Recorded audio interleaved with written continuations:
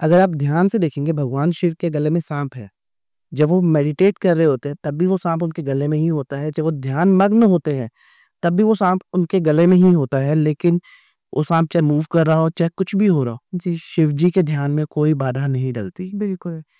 जिसने देखा था कि एक लड़की फ्रांस की किसी जंगल की वो वीडियो थी कि एक लड़की 7-8 शेरों के बीच में जाके जाती है जी, बिना किसी डैगर के, बिना किसी डंडे के, बिना किसी प्रोटेक्शन के, नंगे पाँव जाती है और वो शेर उसे बार-बार अटैक करने आ रहे होते हैं स्टार्टिंग में, लेकिन वो भागती नहीं है और वो धीरे-धीरे उन शेरों को बिना किसी हंटर, बिना किसी चीज़ के कंट्रोल कर लेती है। वाओ! और उस लड़की ने बाद में ये वीडियो मैंने अपने गुरुजी के सेमिनार में देखा था और बाद में गुरुजी पूछते हैं, "क्या ये लड़की जादूगर थी? ना इसके पास कोई डंडा है, ना इसके पास कोई गन थी, ना कुछ था। अ, क्या ऐसा था कि इसने उस उन शेरों को 6-7 शेरों को, एक शेर भी नहीं 6 से 7 शेरों के बीच में अकेले उनको हैंडल कर लिया। जी। उनको कंट्रोल कर लिया। उस चीज़ को जब उन्होंने समझाया तब समझ आया, उसने अपने ऊपर विश्वास किया था। नहीं, ये आपने बिल्कुल सही बोला और इसको आई थिंक मैं कुछ पॉइंट्स में भी सम अप करना चाहूँगी सबके लिए कि अगर आपको अपने अंदर सेल्फ लव या सेल्फ बिलीफ जगाना है तो साधना इज़ वन मीडियम करेक्ट। जिसके थ्रू हम अपने अंदर कॉन्फिडेंस लेके आ सकते हैं। दूसरा आपने अभी थोड़ा-सा बोला कि जितना भी बाहर का शोर है, कभी-कभी उसको हमें बंद करके सिर्फ़ अपने आप पे यकीन करना होता है क्योंकि ये तो हमारे साथ रोज़ ही होता है कि लोग कुछ छोटा-मोटा ताना मार देते हैं कि आप तो ऐसे हो, आपसे ये नहीं होगा। जबकि आपको पहले ये सोचना चाहिए जो आपको ये बोल रहा है क्या वो बहुत मतलब क्या उसने बहुत लाइफ में झंडे गाड़े हैं? ऐसा कुछ नहीं होता है। मुझे लगता है कि लोगों को खुद अपनी अवेयरनेस नहीं होती या वो खुद इतना लैक में जी रहे होते हैं कि वो दूसरों के लिए भी यही बोलते हैं। अगर आपको अबंडेंस में स्टेप इन करना है, तो उस लैक के माइंडसेट को रिलीज़ करना होगा। जी। अब उस लैक के माइंडसेट को रिलीज़ करने में अब मैं आपको क्या दूँ, जैसे कि कई लोगों में प्रॉब्लम होती है, वो नेगेटिव ही बात करते हैं, नेगेटिव ही सोचते हैं। अब मैं उन्हें क्या दूँ कि पॉज़िटिव सोचो, तो उससे कुछ नहीं होगा। क्योंकि आप एक बार बोलोगे, आप 10 मिनट का उन्हें मोटिवेशन सेशन दोगे, काउंसलिंग दोगे, वो सुनेंगे, लेकिन ये बाहर जाते ही वो फिर से शुरू हो जाएगी। अब ये जो नेगेटिव ट्रेड्स होते हैं, ये हमारी लाइफ़ में आते हैं जी। और अगर आपने दुर्गा सप्तशती का नाम सुना हो, दुर्गा सप्तशती एक ऐसा पाठ है जिसमें हमारी लाइफ की इस तरह के नेगेटिव ट्रेड्स को रिलीज़ करने में हेल्प किया जाता है। बेसिकली दुर्गा सप्तशती में बहुत सारे असुर आते हैं। जी। मधुकैटभ, महिषासुर, शुम्भ-निशुम्भ, जी। धूम्रलोचन, चंडमुंड, रक्तबीज। जी। ओम गम गणपते नमः। Welcome to a brand new episode at spiritual talks. मैं हूं आपकी दोस्त अपांसुला और मेरे साथ है भवे और हम आपके लिए लेके आए हैं एक नया एपिसोड स्पिरिचुअल टॉक्स पे। तो आज का जो हमारा थीम रहेगा, हम ज़्यादा बात करने वाले हैं सेल्फ लव के बारे में, सेल्फ कॉन्फिडेंस के बारे में, सेल्फ बिलीफ के बारे में।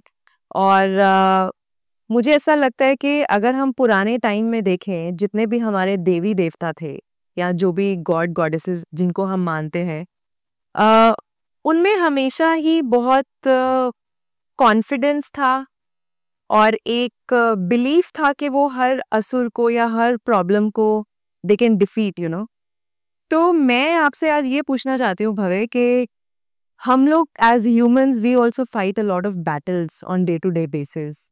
तो कैसे हमारी रोजमर्रा की जिंदगी में अगर हम देखें, ऑफिस में लड़ाई है, घर में एक अलग लेवल के बैटल्स हैं, पर्सनल लाइफ में कुछ और चल रहा है, तो अगर मैं देवी देवताओं से उनको जोड़ूं तो कैसे वो लोग इतने कैसे सक्षम थे कि उनको लगता था कि हर प्रॉब्लम का सामना वो कर सकते हैं, और कहाँ हम ह्यूमंस या हम लोग अ, कई बार कुछ चीजें लैक कर जाते हैं और हम उतना खुद को सक्षम नहीं समझते हैं।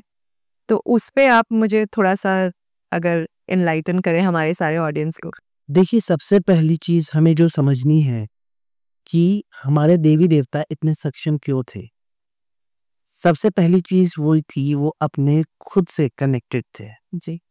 बेसिकली हमारे जितने भी देवता हैं, चाहे आप भगवान शिव को लेके चलिए, चाहे गणपति को लेके चलिए, चाहे माँ दुर्गा को लेके चलिए, ये सब अपने ऊपर कॉन्फिडेंस इसलिए रखते थे क्योंकि इन्हें कहीं ना कहीं ये पता था कि they have the power to manifest और create whatever they want. Right.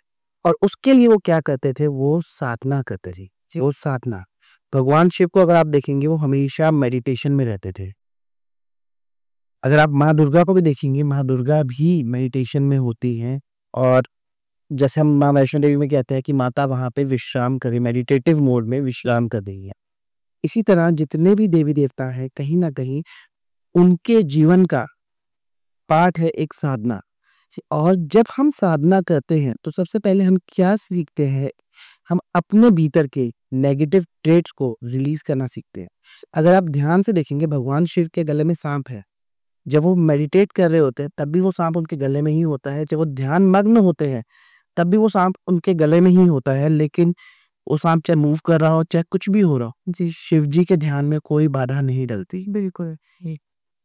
एक जीव आपके शरीर पे है और वो इधर उधर घूम रहा है और आपके ध्यान में बाधा नहीं डल रही, इसका मतलब आप समझिए कि वो कितने डीप ध्यान में है। और उनको सबसे बड़ी बात है, सांप एक जहरीला जीव है।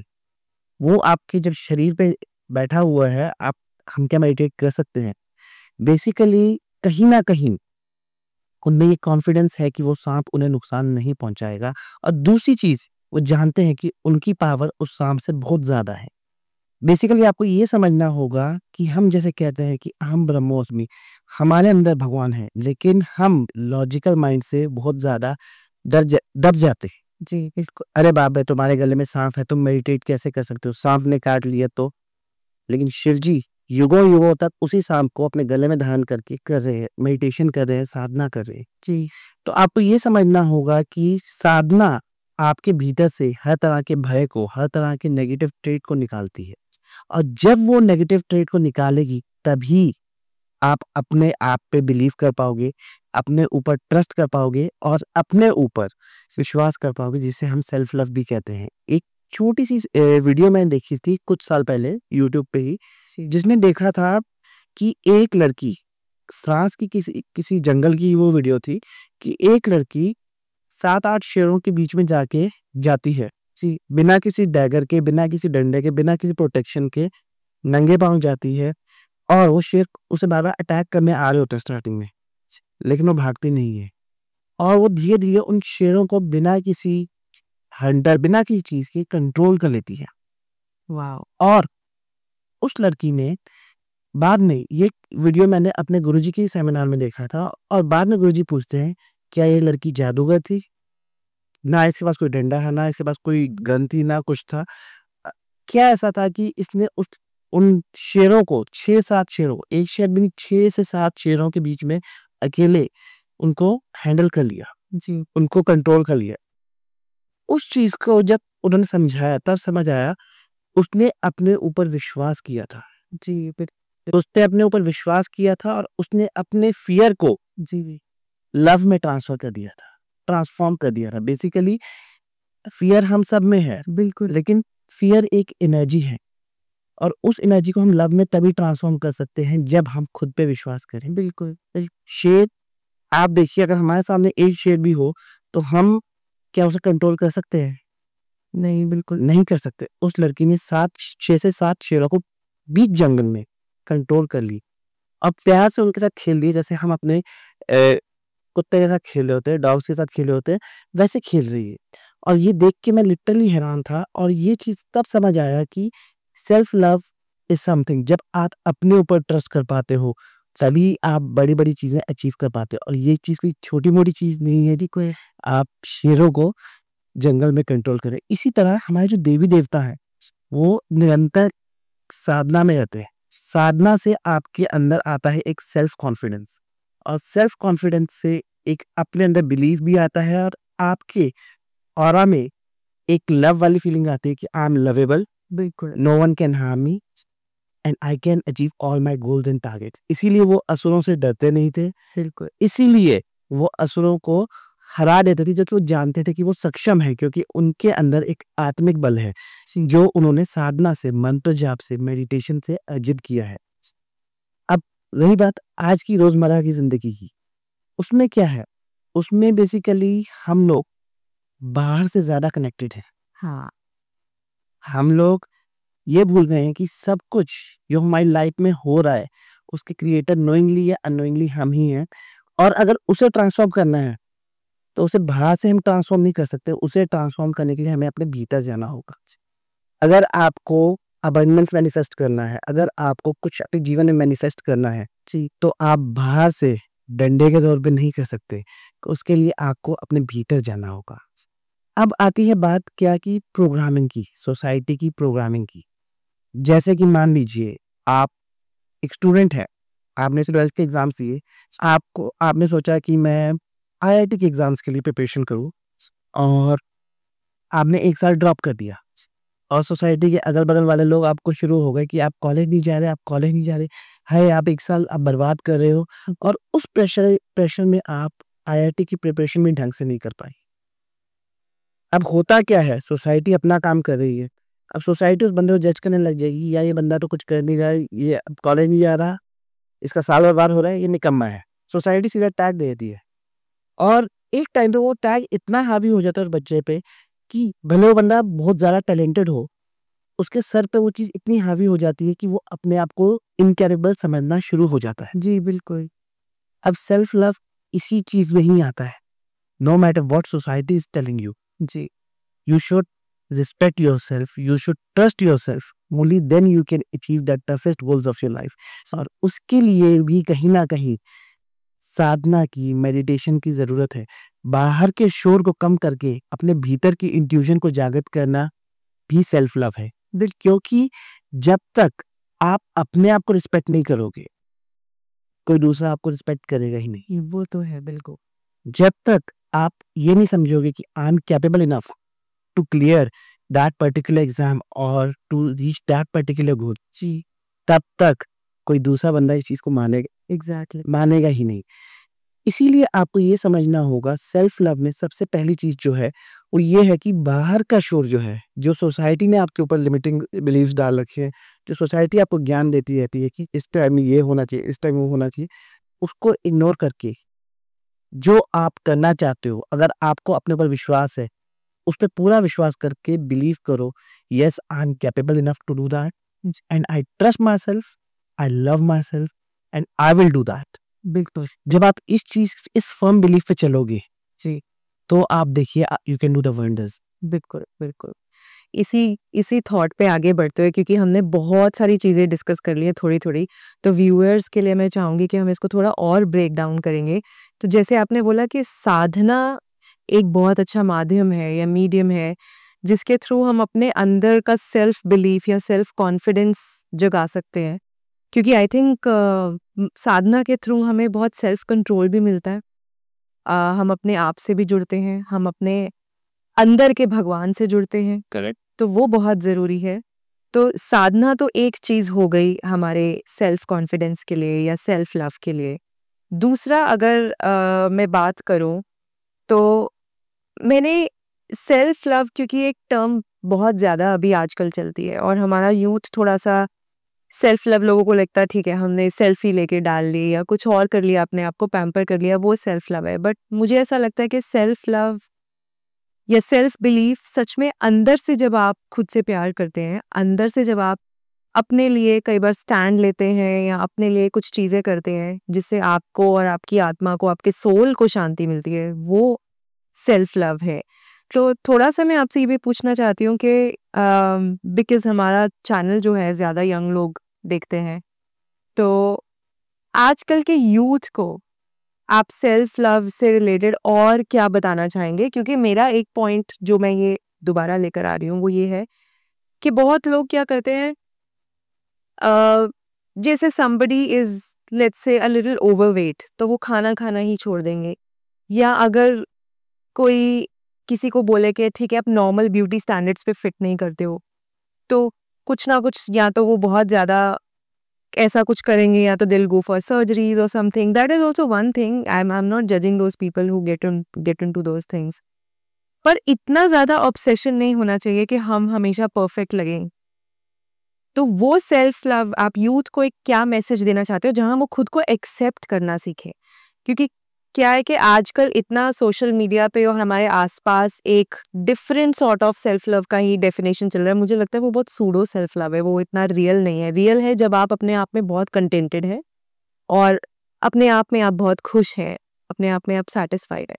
तो इससे रिलेटेड मैं चाहूंगी कि एक तो आप मुझे ये बताइए कि ये सब जो चल रहा है ये क्यों गलत है, और कैसे यूथ अपने आप में इतना कॉन्फिडेंस लेके आ सकता है कि उन्हें कभी ये एक्सटर्नल फैक्टर्स की ज़रूरत ही ना पड़े खुद को प्यार करने के लिए, खुद को एक्सेप्ट करने के लिए। देखिए, सबसे पहली चीज़ इसमें हमें जो समझने की ज़रूरत है वो ये है कि जो आप बाहर सेल्फ लव देख रहे हैं, जो यूथ में देख रहे हैं या बाकी लोगों में देख रहे हैं, जी। वो क्या है? वो एक कॉम्पिटिशन चल रहा है।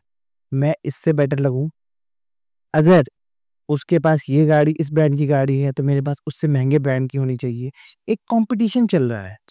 अगर वो 1 लाख रुपए महीना कमा रहा है तो मैं 4 लाख रुपए महीना कमाऊँ, और हम सब एक भेड़-चाल में लगे हुए हैं टू प्रूव आवरसेल्फ कि हम ज़्यादा वर्दी हैं।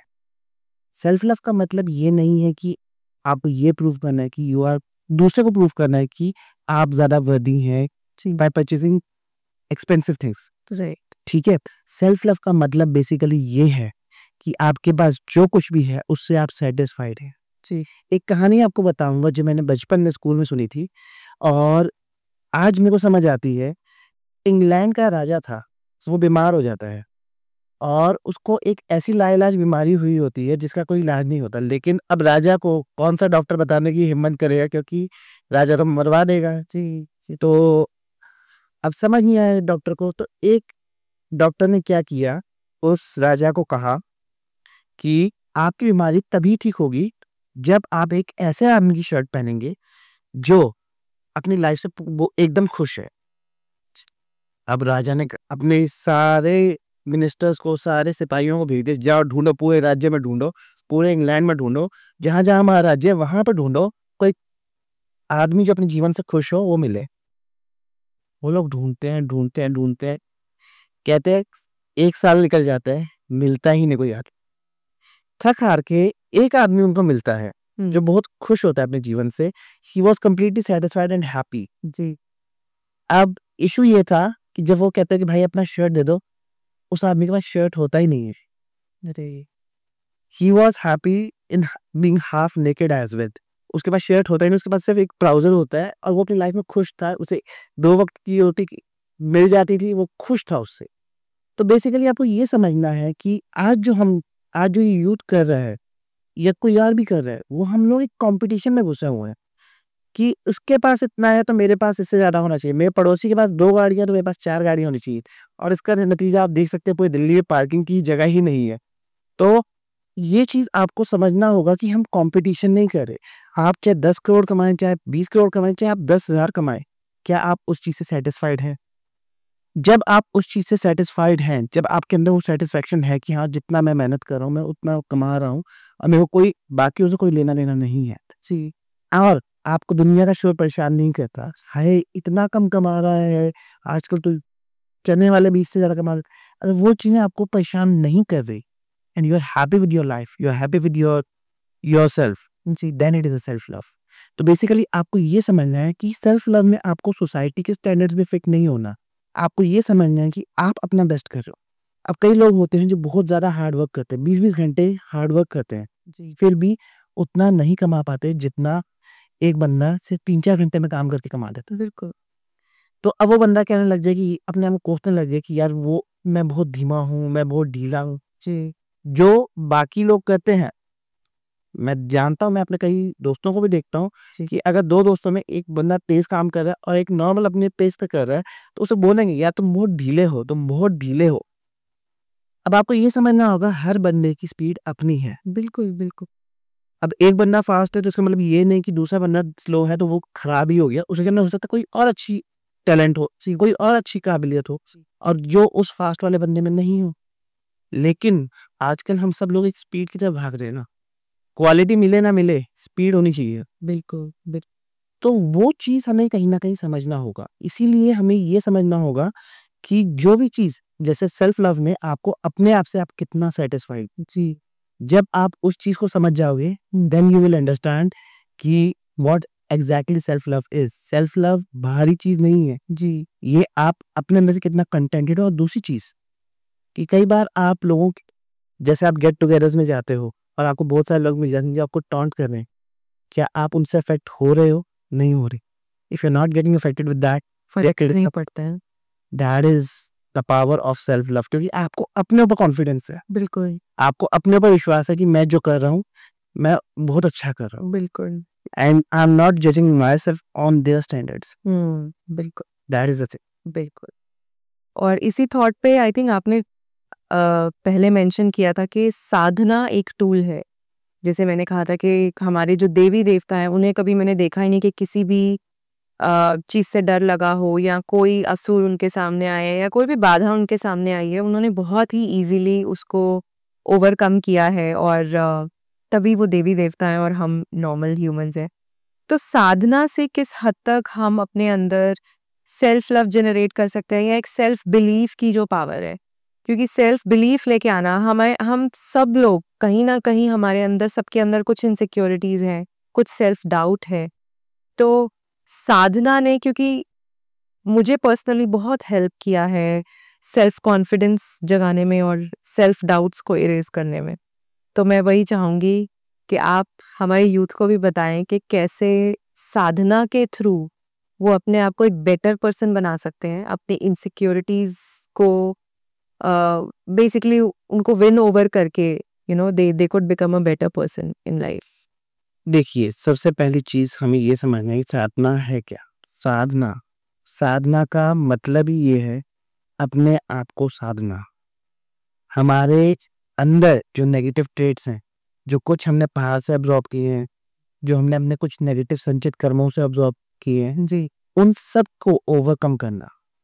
अब जैसे आप एग्जाम्पल ले लीजिए कि आपके ऊपर आपको ही किसी ने बोला है कि आप इतना वर्दी नहीं है अच्छी चीज़ों के, क्या आप इतना हार्ड वर्क नहीं करते तो आप सक्सेसफुल नहीं हो सकते। क्योंकि ये हमारी सोसाइटी का माइंडसेट है जी, कि आप हार्ड वर्क नहीं करते तो आप सक्सेसफुल नहीं हो सकते। जी, सक्सेस के लिए हार्ड वर्क नहीं चाहिए, स्मार्ट वर्क चाहिए। बिल्कुल, बिल्कुल। ठीक है, लेकिन अब आप मान लीजिए सेंसिटिव हैं और हाँ, आपको अपने ऊपर विश्वास ही नहीं है, आपको ये विश्वास है कि सामने वाले ने जो कहा वो ही पत्थर की लकीर है, बिल्कुल, और आप उस चीज को लेके कलपने लग गए हाँ, यार वो आंटी कह रही है कि I am not worthy of success. जी, तो वो चीज आपको कैसे हटानी है, उसके लिए सबसे पहले आपको ये समझना होगा you are not this body, you are a soul. बिल्कुल, आप एक सोल हैं जो कि इनफाइनाइट है, जिसकी कोई लिमिट नहीं है।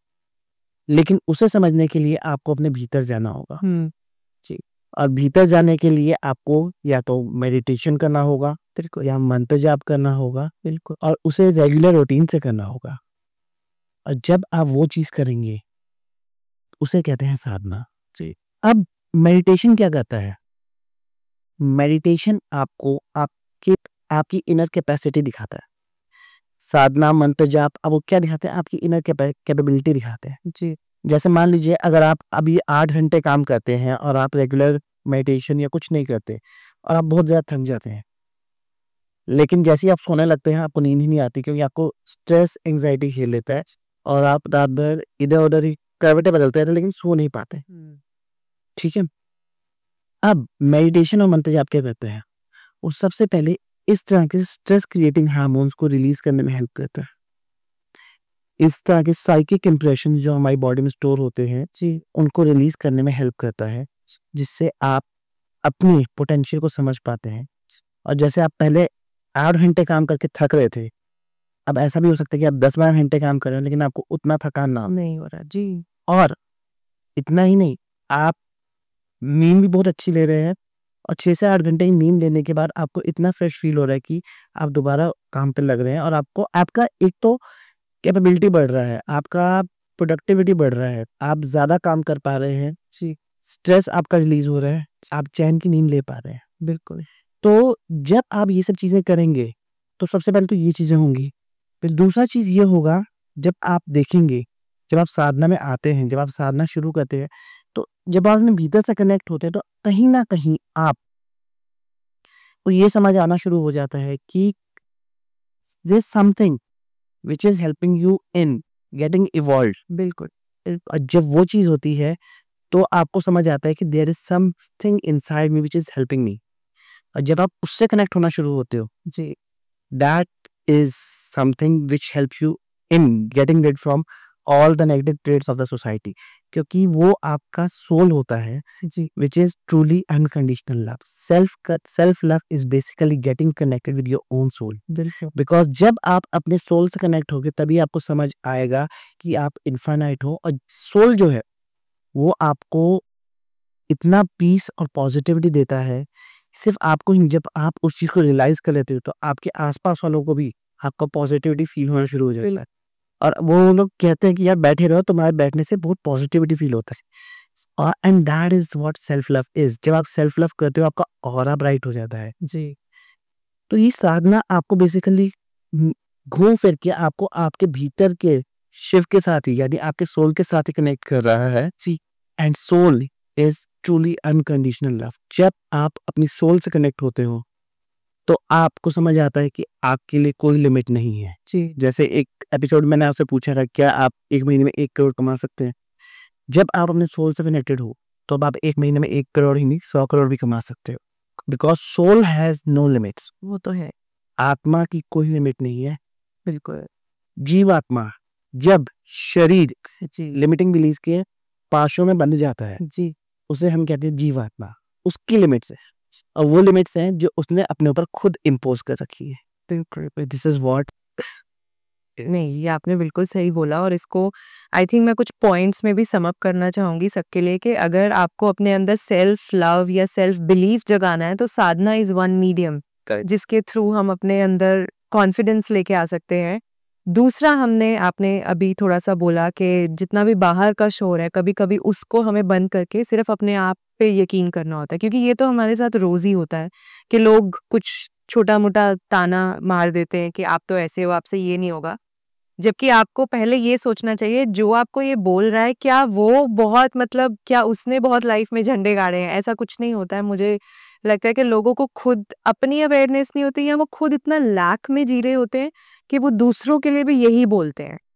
तो एक तो ये है कि आप साधना कीजिए, दूसरा है कि आप जस्ट इग्नोर द नेसेयर्स जो भी आपको लाइफ में बिलिटल करते हैं या नीचा दिखाने की कोशिश करते हैं, उनको इग्नोर कीजिए।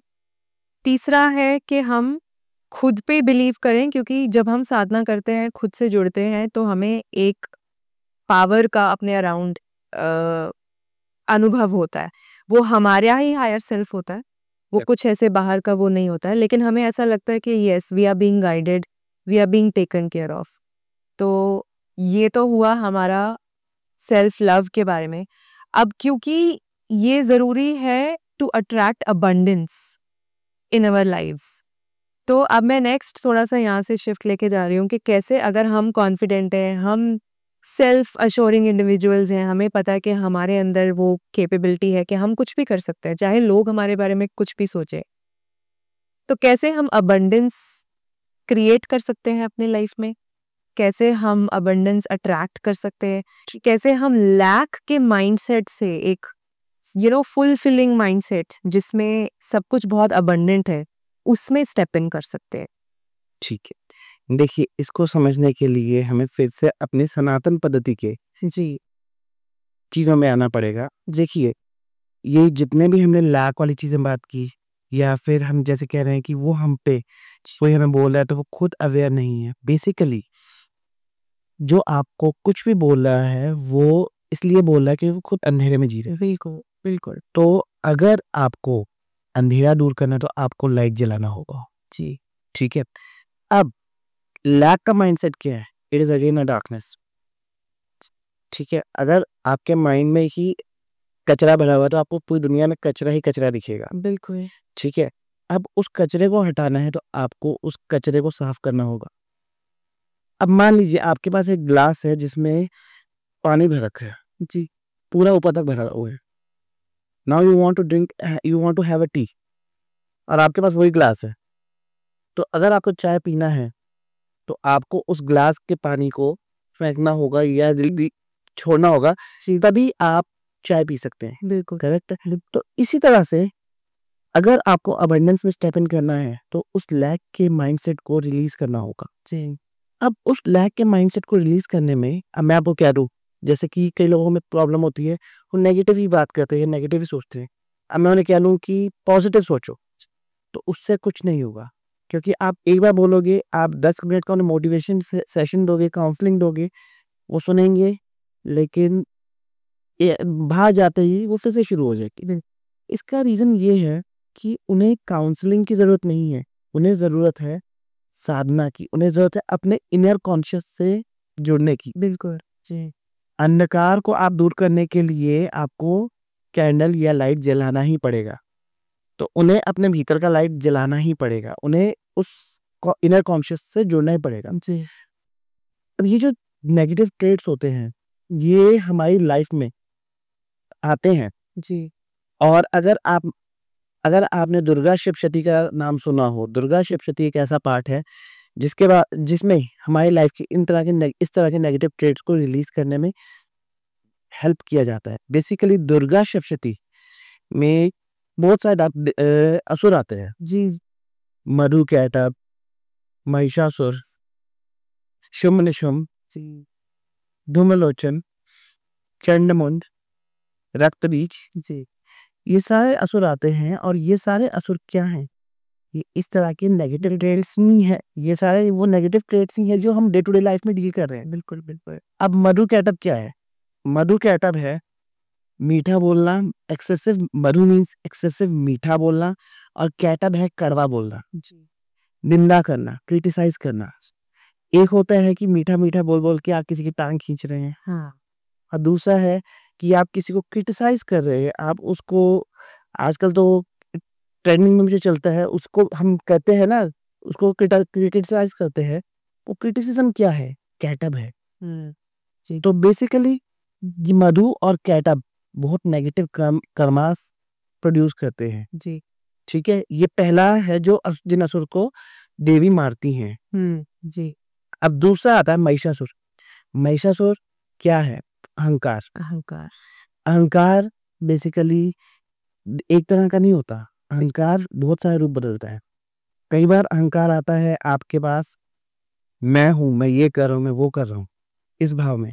जी। लेकिन ईगो। हाँ, लेकिन कई बार आता है बड़ा विनम्र बन के, एकदम डाउन टू अर्थ बन के शो करेगा कि आई एम वेरी हम्बल, लेकिन अंदर उसके अहंकार होगा। That is another form of ego. Right. तो महिषासुर क्या है? Different forms of ego. वो रूप बदल बदल के आता है, क्योंकि ये चैप्टर 3 में दुर्गा सप्तशती के बताया भी है कि जब देवी उसे एक रूप में मानने लगती हैं तो दूसरा रूप धर लेता है, दूसरे रूप में मानने लगती हैं तो कोई और रूप धर लेता है। तो अहंकार महिषासुर रूप बदल बदल के आपके सामने आता है। अब उसके बाद आता है शुंभ और निशुंभ। जी। शुंभ और निशुंभ क्या है? शुंभ और निशुंभ है, एक है अपने, शुंभ है basically not satisfied with what he is having. Okay. ठीक है, उसके पास जो कुछ भी है उससे वो सेटिस्फाइड नहीं है। जी। और दूसरा है निशुंभ, डेप्रिकेशन, मतलब कि वो अपने आप को कम आंकना, कि मैं इतना वो हूं नहीं, जबकि वो उससे बहुत ज्यादा है। जी। और इस नेगेटिव ट्रेट से बहुत सारे लोग त्रस्त हैं। सेल्फ डाउट हो गया एक तरह से। शिवियों के बाबा जी के उसमें मैंने एक सुना था, एक लेडी के पास बंगलो था, मर्सिडीज थी, सब कुछ था, जी। बट वो खुश नहीं थी। क्यों? क्योंकि उसके ब्रदर इन लॉ के पास उससे थोड़ा ज्यादा था। तो दैट इज कम आंकना। हाँ। She not satisfied. Shumbh Nishumbh दोनों आ गए, एक तो अपने आप को कम आंक रही है कि उसका ब्रदर इन लॉ ज्यादा अमीर है, और दूसरा वो कहीं ना कहीं खुद से सेटिस्फाइड नहीं थी कि मैं उससे ज्यादा क्यों नहीं।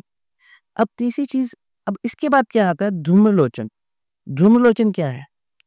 जब हमें गुस्सा आता है तो हमें पूरी स्टोरी नहीं दिखती, हम एक पर्टिकुलर पॉइंट को लेके उसी को टच करते रहते हैं, हम पूरी पूरी स्टोरी को देखते ही नहीं है। अब आता है धूम्रलोचन। धूम्रलोचन क्या है? धूम्रलोचन है ब्लड विजन। बेसिकली जब हमें बहुत ज्यादा गुस्सा आता है तो हम एक पर्टिकुलर चीज को लेकर, जिस चीज को हम बहुत ज्यादा स्ट्रेच कर रहे होते हैं, बहुत ज्यादा जिस चीज पे हम रिएक्ट कर रहे होते हैं, वो पूरी सिचुएशन का 1% या 2% ही होता है। बिल्कुल। हम पूरी सिचुएशन को देख ही नहीं, हो सकता है कि हम एक गलत चीज पे ही रिएक्ट कर रहे हैं, वो सिचुएशन का पार्ट है ही नहीं है, ये जस्ट छोटा सा ही वो हो। जी। लेकिन हम उस चीज पे इतना रिएक्ट कर रहे हैं कि हम पूरी बात देख ही नहीं रहे। धूम्रलोचन उस चीज को कहते हैं कि वो आपकी सच्चाई देखने की विजन को ब्लॉक कर देते हैं। ब्लड रैशनली नहीं सोच पाते हैं आप, और मो किसी भी बस एक मुद्दे का होता है ना कि बस पहाड़ बना दिया। मोमेंट आप जैसे मोमेंट, अगर आप हाँ, हीट ऑफ द मोमेंट में आप कई बार कुछ गलत भी कर बैठते हैं। धूम्र जी, धूम्र मीन्स धुआं हाँ, लोचन, मतलब आपको देखिए blurred vision blurred vision anger, due to anger, हाँ एग्जैक्टली। तो वो उस चीज पे रिएक्ट कर रहा है कि जिसपे हो सकता है कि वो पूरी बात थी ही नहीं, जी, तो वो आपको समझना होगा धूम लोचन इस चीज को कहते हैं। अब आते हैं चंडरमुंड। चंडरमुंड क्या है? चंडरमुंड है, एक है passion, obsession, right, I have to attain this particular thing, मुझे ये चीज चाहिए ही चाहिए। पैशन तक ठीक है, लेकिन ऑब्सेशन जब वो चीज बन जाती है तो it is a negative trait. हाँ बिल्कुल, एंड अनकंट्रोल्ड एंगर इज मुंड, मुंड, जी, विच सिंपली इंडिकेट्स कि जब आप कुछ कोई चीज मैनिफेस्ट नहीं कर पाते, कुछ अटेन नहीं कर पाते जिसके लिए आप बहुत ज्यादा कर रहे थे, एंगर सबको आता है, लेकिन अनकंट्रोल्ड एंगर आप उसी पे ही रोज रिएक्ट कर रहे हैं। जी, मुंड। रक्त बीज क्या है? रक्त बीज है desires. Right, Desires are not a bad thing, let me tell you here itself. Desiring something is not a bad thing, but using a negative way to manifest your desires हाँ, is a bad thing. और क्या होता है, जैसे आप कोई negative चीज, मतलब कुछ नेगेटिव चीज करके कुछ मैनिफेस्ट करने की कोशिश कर रहे हो, तो एक नेगेटिव कर्मा बनाती है। बिल्कुल, और वो रक्त बीज में क्या था कि रक्त बीज का एक बूंद रक्त की गिरी तो दूसरा रक्त बीज खड़ा हो जाता था। तो जैसे ही आप कोई नेगेटिव कर्मा करके कुछ मैनिफेस्ट करने की कोशिश कर रहे हो, तो एक नेगेटिव कर्मा बना। क्रिएट हो गया, हाँ, अब उस नेगेटिव कर्मा का फल, वो एक बूंद से जो रक्त बीज बना है, वो एक पेड़ की तरह है। उसका फल सिर्फ एक वो नहीं होगा, उस पेड़ में जितने फल लगेंगे वो सब आपको भोगने होंगे। कंपाउंडिंग हो जाएगी बेसिकली नेगेटिव कर्मा की। जी हाँ। जी, तो रक्त बीज इज दैट पर्टिकुलर थिंग जो हम डे टू डे बेसिस पे करते हैं। बिल्कुल, तो अब आपको समझना होगा कि ये हमारे दुर्गा सप्तशती के ये सारे जो चीजें हैं, ये हमारे हम अगर आप इन सबको देखें ना, रोजमर्रा की जिंदगी में इनको, इन नेगेटिव ट्रेड्स को डालते हैं अपनी लाइफ। बिल्कुल, बिल्कुल, अब जब हम दुर्गा सप्तशती की साधना शुरू करते हैं, जब हम दुर्गा सप्तशती या ऐसे हम माँ दुर्गा की पूजा भी रेगुलर बेसिस पे शुरू करते हैं, तो माँ दुर्गा क्या कहती हैं, इन ट्रेड्स को डिसॉल्व करना शुरू करती है। हाँ, दुर्गा सप्तशती कोई बाहर की वो लड़ाई नहीं है, जो कथा में जैसे हमें दिखाया गया है वो तो है ही है, लेकिन ये असली चंड मुंड शुंभ निशुंभ महिषासुर सब हमारे भीतर है। ये सब हमारे नेगेटिव ट्रेड्स हैं जो हमने पाल रखे हैं, और जो हम रियलाइज भी नहीं करते कि हम बिल्कुल, दिन भर क्या करते रहते हैं। और जब आप माँ दुर्गा की साधना करते हैं, तो इन नेगेटिव ट्रेड्स को माँ दुर्गा खत्म करती हैं, और जब इन ट्रेड्स को खत्म करते हैं तभी हम पॉजिटिविटी की तरफ बढ़ सकते हैं। तो इसलिए आपको ये समझना होगा कि अगर आपको किसी को ट्रांसफॉर्म करना है, जी, तो उसे उसकी इनर जर्नी की तरफ, उसे स्पिरिचुअल पाथ की तरफ, उसे साधना की तरफ मोटिवेट करना ज़्यादा ज़रूरी है, रेदर देन टीचिंग हिम कि ये करना नहीं चाहिए। काउंसलिंग से उसका कुछ नहीं होगा, जब तक वो बंदा साधना की तरफ नहीं जाएगा, जी, जब तक वो बंदा अपनी इनर जर्नी की तरफ नहीं जाएगा, तब तक कुछ नहीं होने वाला। बिकॉज़ क्योंकि सारी ट्रांसफॉर्मेशन ही इनर जर्नी से होगी। जी, एक बंदे का अभी कुछ टाइम पहले मुझे मैसेज आया था, वो जानवरों से बहुत डरता होता था। अच्छा, उसके कज़िन्स वगैरह बहुत ज़्यादा डॉग्स को पैम्पर करते थे, गाय को भी पैम्पर करते थे, लेकिन वो कहता उसको उसको डर लगता था। तो वो धीरे-धीरे साधना उसने शुरू किया। साधना से उसमें कहता है अब ये ट्रांसफॉर्मेशन आ गया कि जैसे ही डॉग उसके पास आता है तो वो भागता नहीं है, जैसे पहले भागता था। अब वो बैठा रहता है, लेकिन जैसे ही वो प्यार करने आता है ना, तो वो कहता है पीछे हट, पीछे हट, पीछे हट। अभी कुछ दिन पहले ही दोबारा मुझे मैसेज आया कि उसने वो साधना कंटिन्यू किया। तो उसने बताया कि भैया आज मैंने गाय को पैम्पर किया, और जब मैंने उसे पैम्पर किया तो गाय और पास आ रही थी, और मुझे डर नहीं लगा और मुझे घिन भी नहीं आई। तो ये आपको देखना है कि कैसे उस बंदे का ट्रांसफॉर्मेशन हुआ। जी, जो आपको मेन ट्रांसफॉर्मेशन चाहिए एक पर्टिकुलर बंदे में या अपने अंदर, जी, वो काउंसलिंग या मोटिवेशनल सेशन से नहीं, वो आपकी इनर जर्नी से आएगी। बिल्कुल, और उस इनर जर्नी के लिए आपको साधना या आपको कहीं ना किसी स्पिरिचुअल पाथ की यूज करना ही होगा, उसके बिना ट्रांसफॉर्मेशन पॉसिबल नहीं है। बिल्कुल, बिल्कुल, बिल्कुल। ये आपने बहुत अच्छे एग्ज़ाम्पल्स दिए, स्पेशली जो असुरों का मेंशन किया और कैसे उनको आपने नेगेटिव ट्रेट्स के साथ एसोसिएट किया। जैसे रक्त बीज है, वो डिज़ायर्स का है, और डिज़ायर्स तो मुझे लगता है ह्यूमन्स के कभी ख़त्म ही नहीं होते। और कभी कभी डिजायर्स ग्रीड बन जाते हैं। तो आई थिंक वो जो ग्रीड है हमारे अंदर, और कभी भी बस सेटिस्फाइड ना होना या उस स्टेज ऑफ कंटेंटमेंट में ना होना, वो भी गलत बात है। कि अगर आप मेहनत कर रहे हो और आपको भगवान सब दे भी रहा है, लेकिन आप फिर भी दौड़ते ही जा रहे हैं ग्रीड के चक्कर में, तो वो सब चीज़ें डेफिनेटली गलत हैं। And sadhana definitely is a medium to overcome all your negative traits कह लो, या जो भी आपके अंदर नेगेटिविटी भरी हुई है या बैड कर्मा है, उसको भी साधना जो है हेल्प करता है निगेट करने में। तो भवे, अब मैं आपसे पूछना चाहती हूँ माँ दुर्गा के बारे में। वो इसलिए कि माँ दुर्गा, एक तो मैं उनको बहुत मानती हूँ, और मुझे लगता है कि अगर आपको अपने अंदर सेल्फ कॉन्फिडेंस जगाना है और सेल्फ बिलीव जगाना है, क्योंकि माँ दुर्गा बहुत कोमल भी हैं लेकिन बहुत फायरी भी हैं।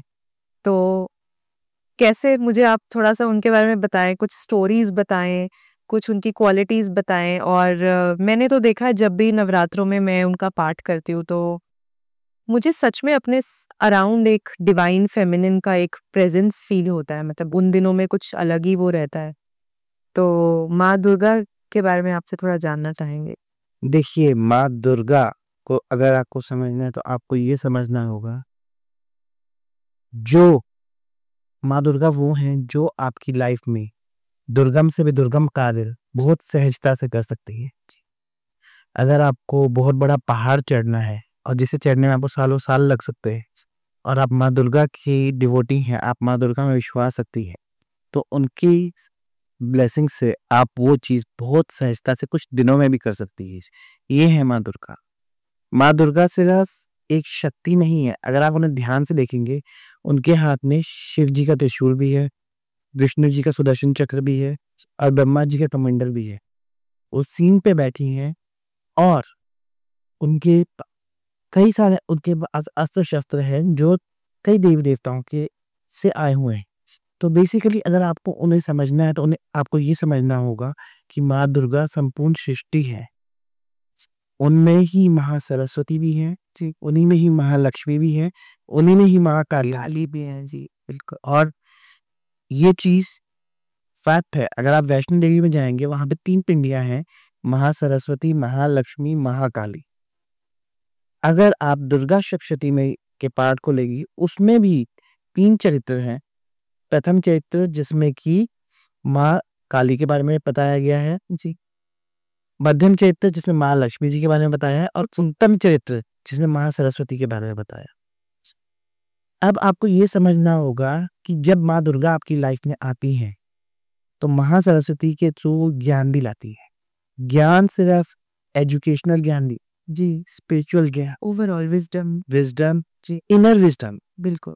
देखिए, जो हम आज स्कूल्स में पढ़ रहे हैं, वो एक सिर्फ एकेडमिक क्वालिफिकेशन लेने के लिए है और आगे जॉब्स के लिए है जी। लेकिन आपको अपना जीवन कैसे जीना है जी, आपको अपने लिमिटेशंस को कैसे ओवरकम करना है, आपको अपनी लाइफ में सक्सेस भी चाहिए और एक माइंड बैलेंस भी चाहिए, और एक बैलेंस, इनर बैलेंस और पीस चाहिए।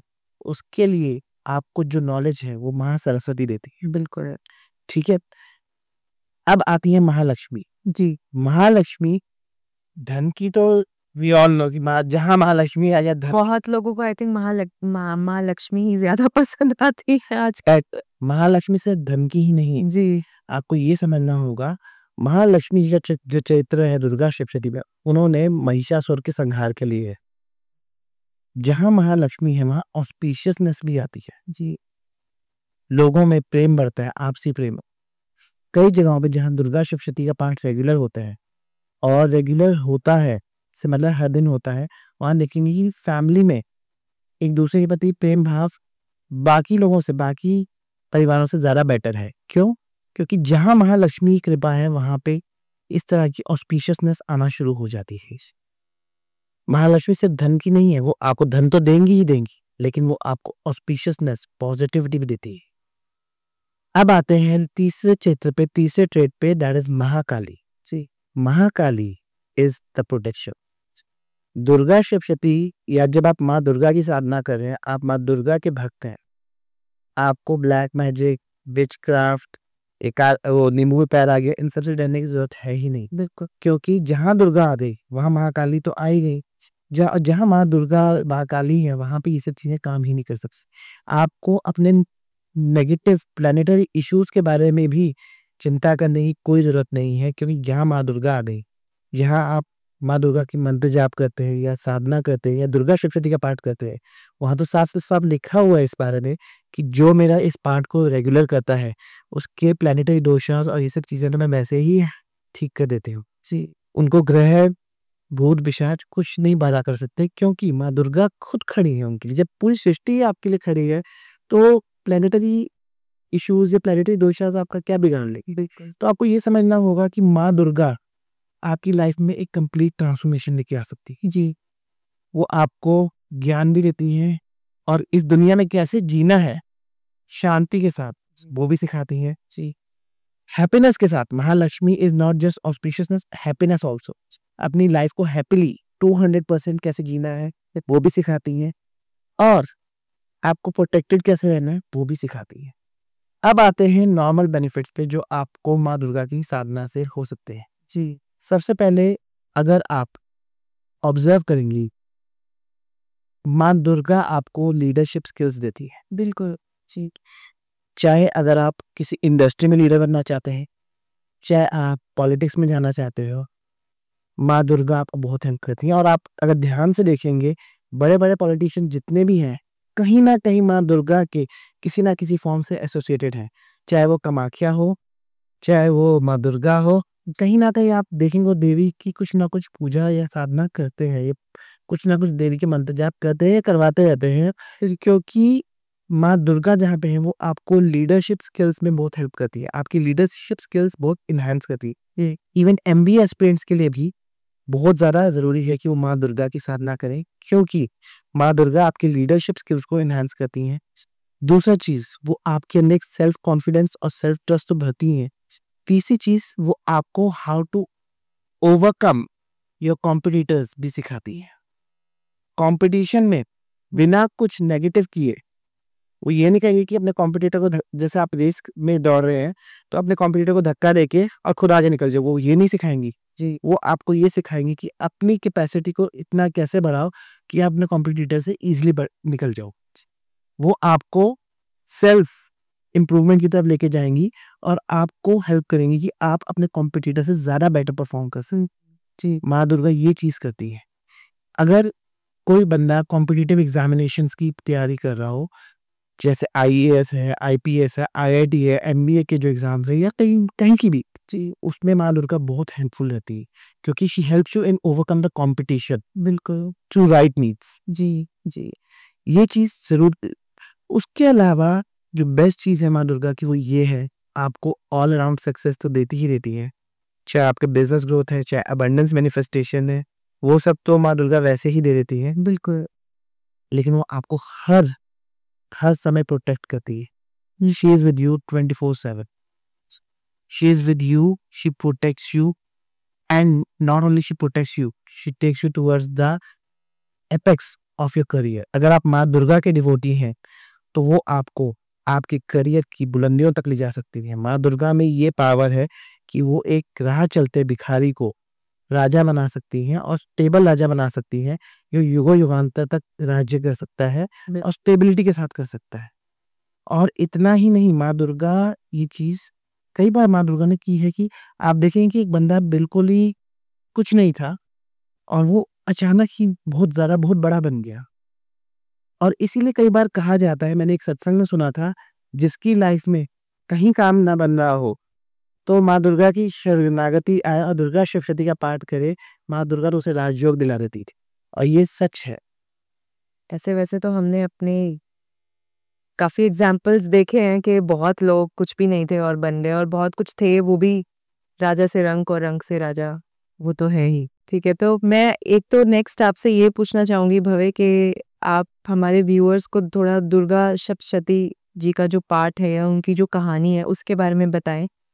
और रोज़ अगर हमें गॉडेस दुर्गा को, माँ दुर्गा की पूजा करनी है तो हम कैसे कर सकते हैं? उनका सप्तशती का पाठ करना चाहिए या कुछ और भी उनके थोड़े मंत्र जाप हैं या कोई भजन है या कुछ है, कैसे भी करके, क्योंकि एवरीवन इज वेरी बिजी, तो सबके लिए क्या है जो वो कर सकते हैं माँ दुर्गा को याद करने के लिए रोज और उनकी ब्लेसिंग्स के लिए? देखिए, सबसे पहले बात करते हैं दुर्गा सप्तशती के पाठ की, जी इसी कथा की। जी कई बार काफ़ी लोगों से मैंने एक चीज़ सुनी है कि जब आप साधना की तरफ बढ़े होते हो, स्पिरिचुअल पाथ की तरफ बढ़े होते हो, तो आप दीन दुनिया छोड़ के जाना चाह रहे हो। कई लोग ऐसा जज करते हैं जी कि या तुम तो बिल्कुल ही सन्यासी हो रहे हो, तुम तो भगवान की तरफ जा रहे हो, लेकिन ऐसा नहीं है। और दुर्गा सप्तशती इस पाठ का ये जो पाठ है, इसकी कथा इसका एग्जाम्पल है। राइट। दुर्गा सप्तशती का जो पाठ है, इसका एग्जाम्पल है, वो बताता हूँ कैसे। दुर्गा सप्तशती का पाठ जो है वो एक राजा की कथा है और एक बिजनेसमैन की कथा है, जो दोनों ही अपना सब कुछ हार गए होते हैं। राजा को उसके शत्रुओं ने हरा दिया होता है और उसके करप्ट मंत्रियों की वजह से उसे अपना राज्य उसका छिन जाता है, और बिजनेसमैन को उसके घर वालों ने सब कुछ लूट के घर से निकाल दिया होता है। और ये दोनों वन में भटक रहे होते हैं, और भटकते भटकते मेधा ऋषि के आश्रम पहुंचते हैं, जो कि एक बहुत बड़े महर्षि हैं, जिनका कई पुराणों में, शिव पुराण में भी वर्णन है मेधा महर्षि का। जी, तो उनके आश्रम में आते हैं और वो वहीं शरणागति ले लेते हैं, वहीं पे रुक जाते हैं। अब राजा का मन बार-बार उसे अपने राज्य की याद आ रही होती है, अपने घोड़े की याद आ रही होती है कि जी और अपने लोगों की याद आ रही होती है, और बिज़नेसमैन को भी अपने परिवार की याद आ रही होती है। तो वो दोनों कहते हैं, जिन लोगों ने हमारे साथ इतना बुरा किया, ठीक है? तो हमें उन्हीं की याद क्यों आ रही है और उनसे इतना अटैचमेंट क्यों है? जी। तो वो कहते हैं, मुझे भी राजा भी यही पूछता है, बिजनेसमैन भी। तो अब ये दोनों क्या कहते हैं, चलो मेधा ऋषि के पास चल के पूछते हैं कि इसका कारण क्या है। जी।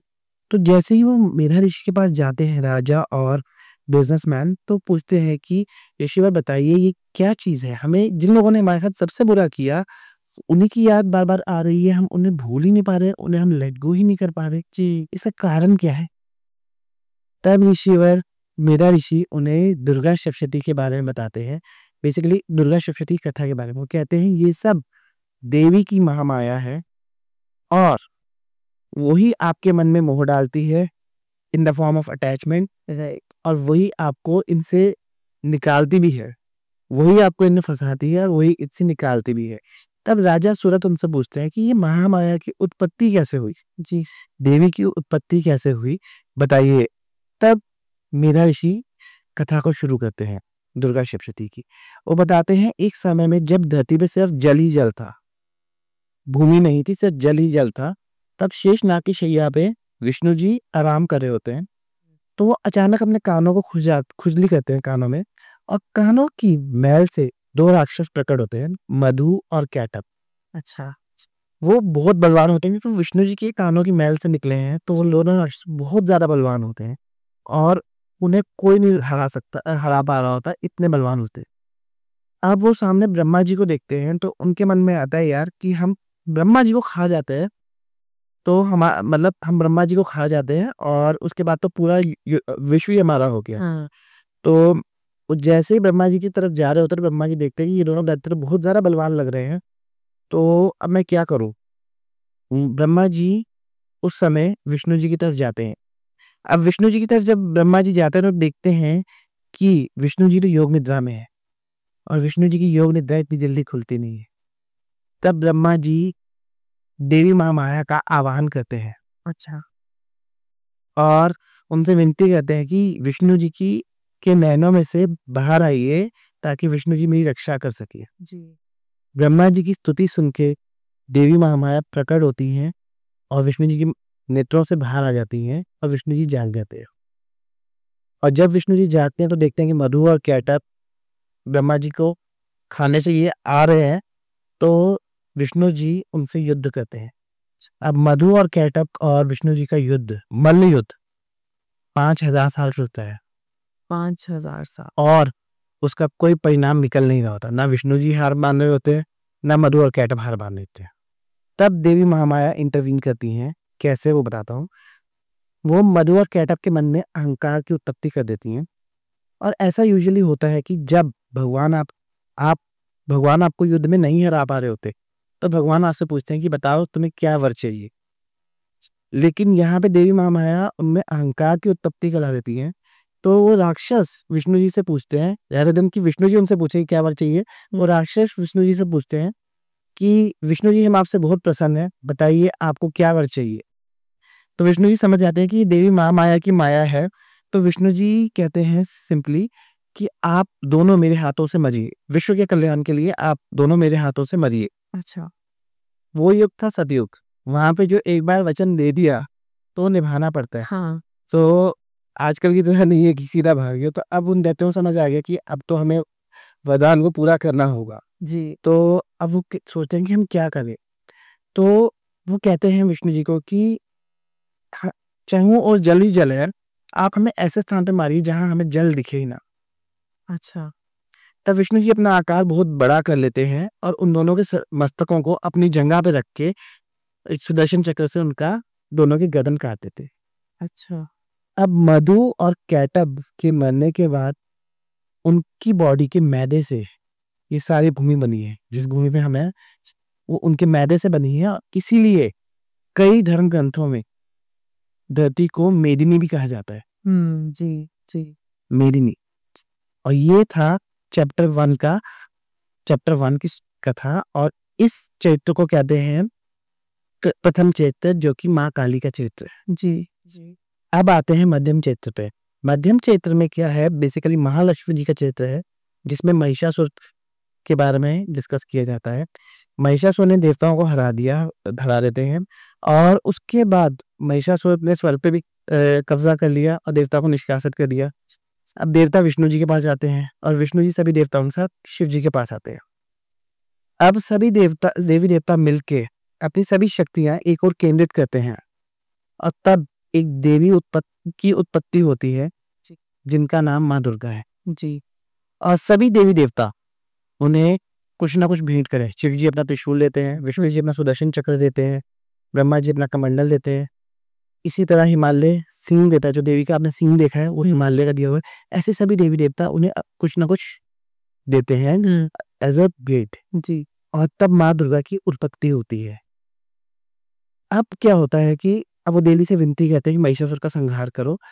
तब युद्ध शुरू होता है महिषासुर की सेना में और देव सेना और महिषासुर की सेना में। और उस समय में जो महिषासुर के सेनापति हैं, जी। देखिए माहेश्वर में 5 विकार है, काम, क्रोध, लोभ, मोह, अहंकार। जी। इन सब का जो परम पिता है वो है अहंकार।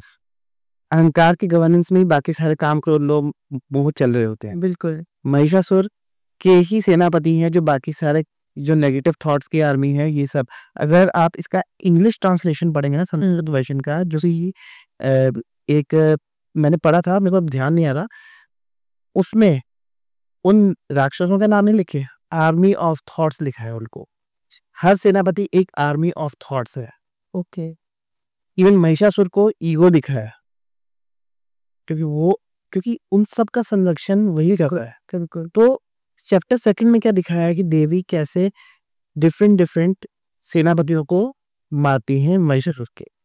और यही चैप्टर 2 की है कि देवी की उत्पत्ति कैसे हुई जी। और महिषासुर के सेनापतियों को कैसे देवी ने मारा। जी। अब चैप्टर 3 पे आते हैं। चैप्टर 3 में भी महिषासुर के कुछ सेनापतियों का वध दिखाया है। और उसके बाद दिखाया है कि जैसे महिषासुर अब युद्ध के लिए आता है, जब देखता है उसके सेनापति मारे जा रहे हैं, तो जब जैसे युद्ध के लिए आता है तो डिफरेंट फॉर्म्स में आता है। कभी भैंसा बन के आ रहा है, तो जैसी देवी भैंसे को काबू कर लेती हैं तो हाथी बन जाता है। कभी कुछ और बन रहा है, तो वो डिफरेंट फॉर्म्स में आ रहा है। और जब वो बहुत ज़्यादा डिफरेंट फॉर्म्स में आता है तो फाइनली माँ काली एक बार उसे कैप्चर कर लेती हैं और उसको मार देती हैं, त्रिशूल उसकी मार देती हैं। लेकिन वो त्रिशूल मारने के बाद भी माता नहीं, वो अपना फॉर्म बदल रहा होता है। जी। तब भी वो फॉर्म बदल रहा होता है, तब देवी उसका मस्तक ही काट देती है। तो आपको ये समझना होगा महिषासुर एक अहंकार का फॉर्म है। अगर आप अहंकार एक तरह के ट्रेड को कैप्चर करेंगे तो दूसरे रूप में आ जाता है। बिल्कुल। दूसरे को करेंगे, तीसरे में आ जाएगा। तो इसे जड़ से अगर उखाड़ना है तो माँ दुर्गा की शरणागति होना ही होगा। बिल्कुल। This is what chapter 3 tells you. जी। Chapter 4 is devatas are doing the stuti of goddess. Basically देवता अपना ग्रेटिट्यूड देने देवी को, और ये मेरी ऑब्जर्वेशन रही है, ये मैंने अपने पुराने किसी इंटरव्यू में बोला कि मैंने कुछ दिनों पहले ही ऑब्जर्व किया कि चैप्टर 4 और चैप्टर 11 दुर्गा सप्तशती का एक है कि जिसमें देवता देवी को ग्रैटिट्यूड दे रहे हैं कि आपने राक्षसों को मारा, इससे हमारा भला हुआ।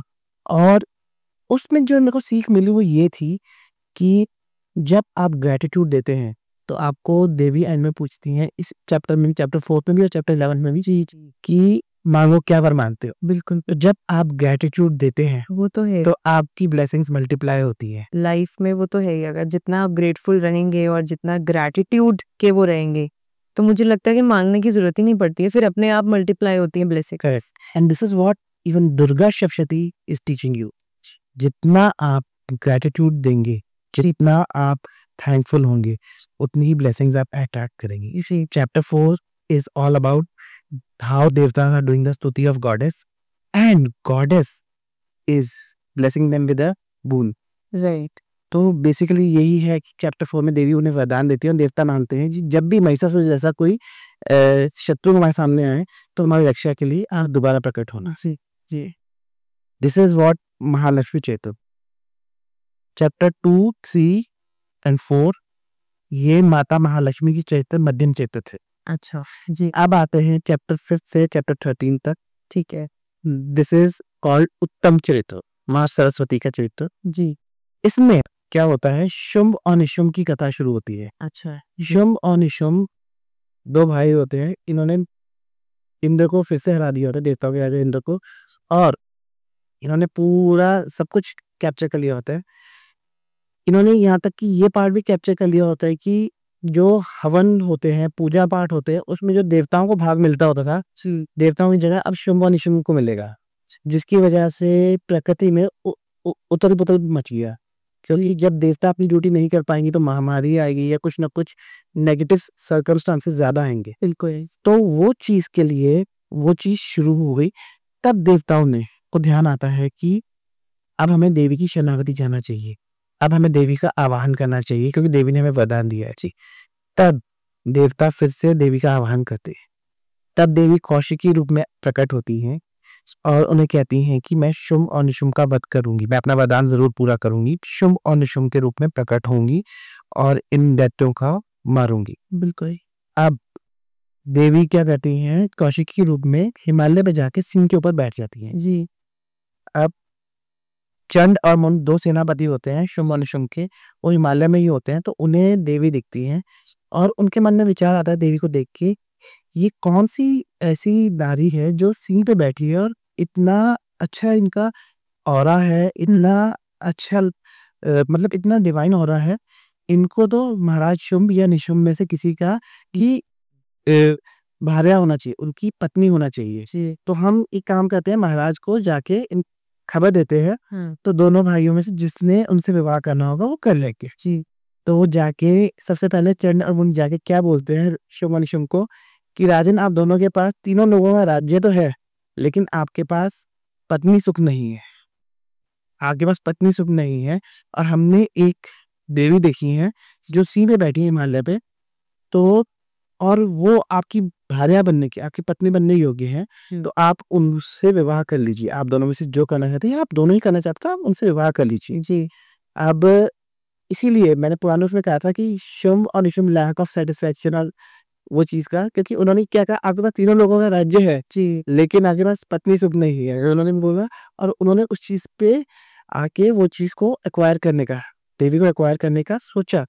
तो वो अपना एक दूत भेजते हैं जी, वो कहते हैं कि उन्हें बताओ कि हमारे पास ऐरावत, इंद्र का ऐरावत हाथी, जितने भी हीरे मोती रत्न सब कुछ हमारे पास ही है, अब तो तीनों लोगों के राजा हम हैं, तो आप हमारे साथ विवाह कीजिए।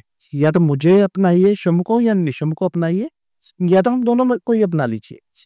तो जब वो दूत जाके देवी को ये बोलते हैं कि देवी ने तो लीला ही रचनी थी, उनका तो वो ट्रैप था, उनको युद्ध की शुरुआत हो सके उसके लिए।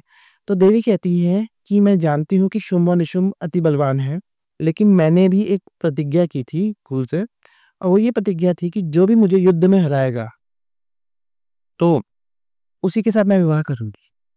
तो अगर शुंभ या निशुंभ को मेरे साथ विवाह करना है, युद्ध करना पर मेरे साथ युद्ध करना हो, तो वो दैत्य हैरान हो जाता है कि एक तो नारी है, ठीक है, और ये कह रही है कि शुंभ और निशुंभ से युद्ध करेगी जिसे इंद्र भी नहीं हरा पाए, या बड़े बड़े राजा महाराजा या बड़े बड़े देवता भी हरा नहीं पाए, इनके सामने आने से भी डरते हैं, तो ये देवी कैसे हरा लेंगी जी। तो कहते देवी तुम अभिमान से भरी हुई हो, तुम्हें पता भी है वो कौन है, उनके सामने भी नहीं खड़ी हो पाओगी जब वो सामने आ जाएंगे। तो देवी कहती है कि मैंने अपना काम कर दिया, आप जाके उनको इन्फॉर्म कीजिए, अब जो उन्हें उचित ज्ञान बढ़े वो करेंगे। तो this is what the chapter 5 of Durga Saptashati is.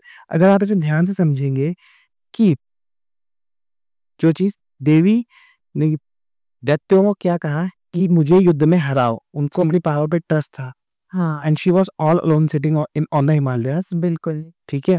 तो उन्हें ये नहीं था कि मैं एक स्त्री हूं या मैं एक या मैं अकेले हूं, तो उन्होंने ओपन चैलेंज किया उनको, जिन्होंने पूरे देवताओं को हरा दिया, तीनों लोकों में उनका राज्य है, उनको ओपन चैलेंज कर दिया।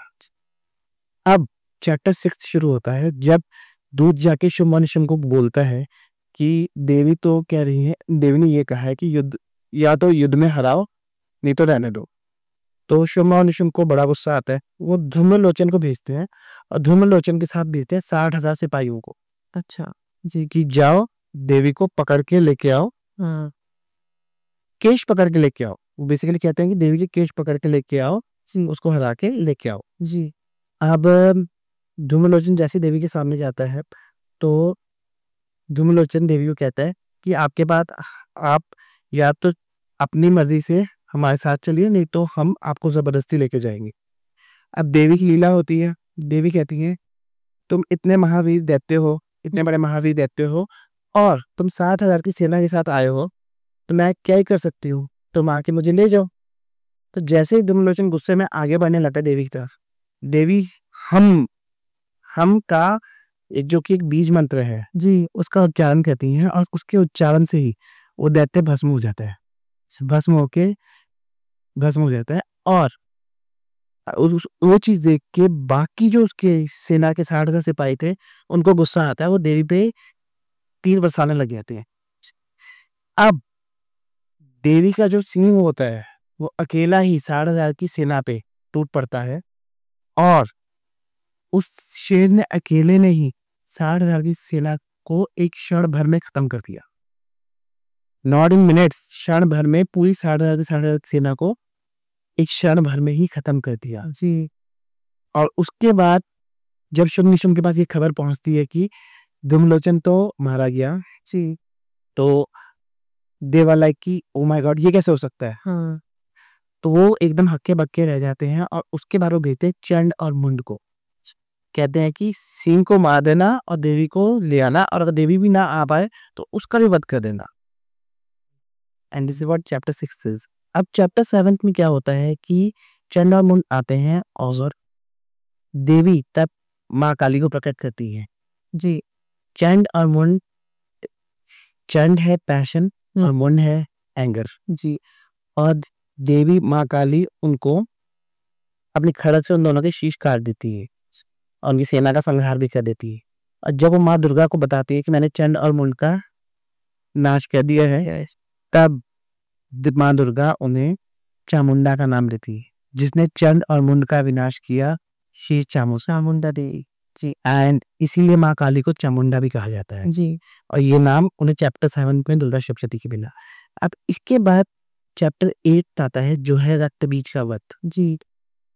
अब चैप्टर 8 में शुंभ निशुंभ अपनी पूरी आर्मी सभी सेनापतियों को लेकर चल पड़ते हैं कि देवी के साथ युद्ध करेंगे।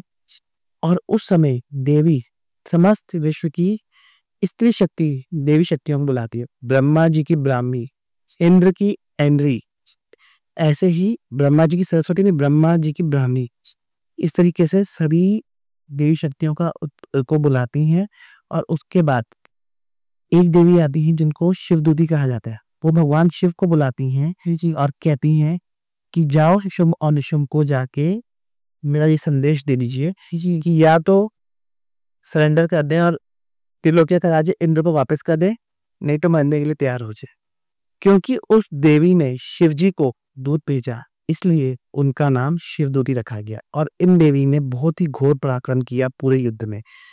और ऐसा कहा जाता है कि जब ये युद्ध शुरू हुआ तो देवी सेना ने बहुत नुकसान किया दैत्य सेना का, और दैत्य सेना भागने लगती है जी। और जब दैत्य सेना भागने लगती है तब रक्त बीज आता है। अब रक्त बीज की एक खासियत थी कि जैसे उसका रक्त की एक बूंद भूमि पे गिरेगी तो दूसरा रक्त बीज उठ जाएगा। बिल्कुल। तो जैसी देवी के साथ उसका युद्ध शुरू होता है तो एक रक्त बीज उत्पन्न हुआ। ऐसे करते करते हजारों, पूरा यूनिवर्स, पूरा कहते हैं पूरा ब्रह्मांड ही रक्त बीजों से भर गया जी। अब तब देवी कहती है माँ काली से कि अब इसका रक्त ना भूमि पे नहीं गिरने देना, इसका जितना भी रक्त गिरेगा आपकी जीवा पे गिरेगा और आप उस रक्त को पी जाना, तभी ये मरेगा जी। तो रक्त बीज को मारने के लिए देवी शक्तियों ने यही किया कि जितना भी रक्त होता था, गिरने लगता था, वो माँ काली अपनी जीवा पे ले लेती थी जी। और इस वजह से रक्त बीज को मारना संभव हुआ। अब इस चीज को अगर आप डीप सेंस में समझेंगे तो क्या है, रक्त बीज हमारी डिजायर से जो नेगेटिव कर्मास क्रिएट कर रहे हैं। जब हम चैप्टर 8 का पार्ट करते हैं जी, तो वो रक्त भूमि पे गिरने की बजाय, मतलब हमारे मूलाधार में गिर के दोबारा एक कर्म बनने की बजाय जी, माँ काली उसे अपनी जीवा पे ले लेती हैं और पी जाती हैं, और वो हमारे कर्मास को, जो नेगेटिव कर्मास बनने वाले हैं उनको पहले ही बनने से पहले ही डिस्ट्रॉय कर देती है, हमारे संचित कर्मास को डिस्ट्रॉय कर देती है जी। And this is what Maa Kali is doing when you are reciting this chapter 8 of Durga Saptashati, right. तो this is what the chapter 8 of Durga Saptashati. Chapter 9 में निशुंभ का वध है और चैप्टर 10 में शुंभ का वध है। चैप्टर 11 इज अगेन ग्रैटिट्यूड, देवता स्तुति करते हैं। अब आते हैं चैप्टर 12 पे जी। चैप्टर 11 के एंडिंग में देवी देवताओं से पूछते हैं क्या वरदान चाहिए जी। तब देवता अपना वरदान मांगते हैं। उसके बाद देवी उन्हें बताती है कि मैं दोबारा भी आऊंगी इस धरती पे, ब्राह्मणी रूप में भी आऊंगी, ये सब भी बताती हैं। उसके बाद चैप्टर 12 शुरू होता है। चैप्टर 12 में है कि इस पाठ के फायदे क्या है, जो देवी ने खुद बताए हैं। जो भी इस पाठ को सुनता भी है, सिर्फ पढ़ता ही नहीं सुनता भी है, उसको भी बहुत फायदा है। सबसे पहले तो धन की कमी आपके जीवन में नहीं रहती। ये पाठ राजयोग दिलाने वाला है अगर आप रेगुलरली अपने घर में करते हैं। दूसरी चीज, दुर्गा सप्तशती के पाठ से आपकी लाइफ में जितने भी ऑब्स्टिकल्स और बाधाएं आ रही होती है वो दूर होती हैं जी। कोई भी नेगेटिविटी या नेगेटिव एंटिटी आपको हार्म करना चाहे वो हार्म नहीं करती है। उसके अलावा आपकी लाइफ में कोई आप पे ब्लैक मैच वगैरह कर रहा है, कोई आपका शत्रु है जो आपको हार्म करना चाह रहा है जी, उससे आपकी देवी प्रोटेक्शन करती है। और उसके अलावा the best part of Durga Saptashati is कि आपको टॉप पर लेके जाती ही। अगर आप शत्रुओं में, रणभूमि में शत्रुओं से गिर गए जी, अगर आप रणभूमि में शत्रुओं से गिर गए, चाहे वो उन शत्रु हैं, तो तब भी माँ दुर्गा, आप माँ दुर्गा के भक्त हैं तो माँ दुर्गा में इतनी पावर है कि वो आपको शत्रुओं के बीच में से निकाल के ले जाएंगे और शत्रु आपका कुछ भी बिगाड़ पाएंगे जी। ये माँ दुर्गा करती हैं और इसके कई एग्जाम्पल्स हैं। उसके अलावा अगर आप जंगल में हैं या चाहे वो शेर ही शेर है और आप फंस गए हैं उन शेरों के बीच में जी, और आप माँ दुर्गा के भक्त हैं जी, वो शेर आपको नुकसान नहीं पहुंचा सकते, देवी के खुद का वचन है, राइट। एंड यहाँ तक कहा है देवी ने कि अगर देश के राजा ने तुम्हें सेंटेंस कर दिया है और आप निर्दोष हैं बिल्कुल और मेरे भक्त हो, तो मैं आपको बचाऊंगी। And this is what the power of this part is. ये आपको भोग भी दिलाता है, मोक्ष भी दिलाता है बिल्कुल।